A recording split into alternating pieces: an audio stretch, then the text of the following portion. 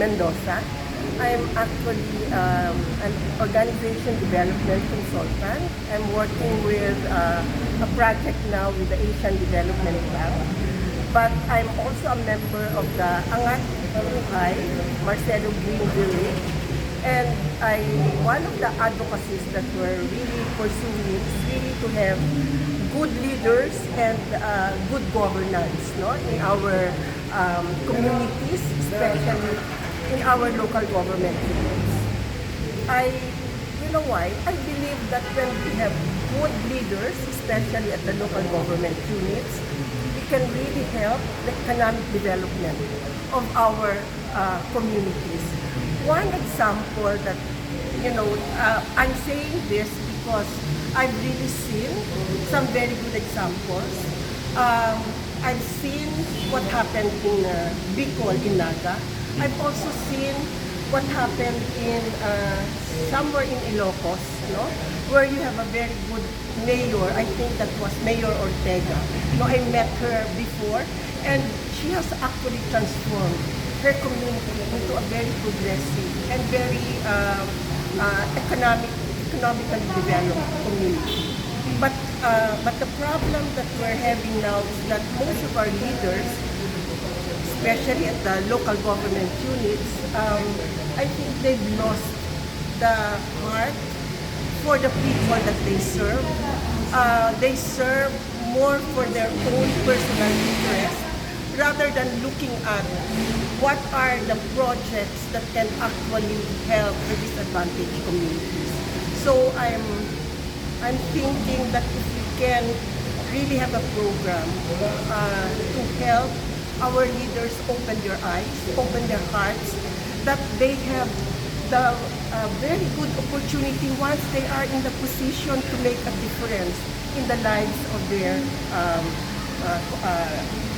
constituencies. Okay, ma'am. Since we're in Parañaque, we know Parañaque is Yes. well developed. Yes. Okay, you have the airport, Yes. you have the entertainment city. It means that Parañaque is supposed to be number one. So, what other things you think what other programs you think can be done here?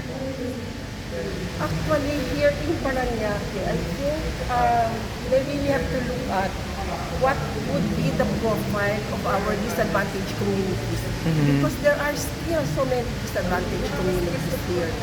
And I think we need to know what are the needs of our people.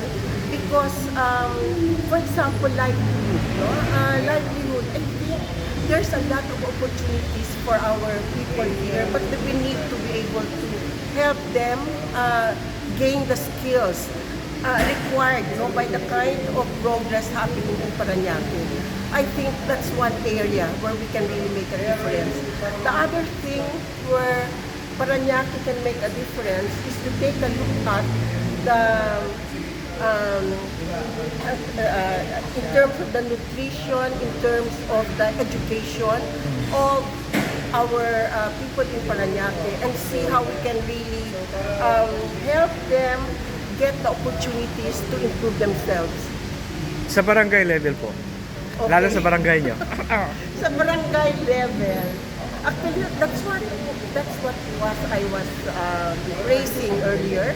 If you heard what I said, because I feel that we can influence our barangay leaders so that they will come up with projects or with interventions that will help our community, rather than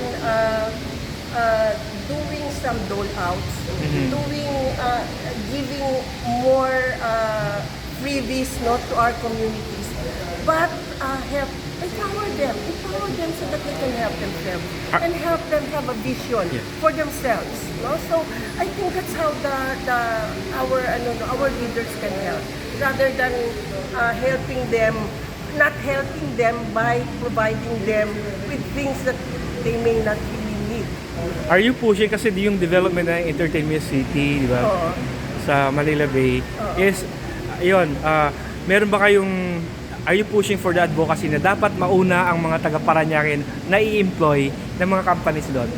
Actually, I'm not sorry I'm not for the development of that yung Area. yung what do you call that? Reclamation.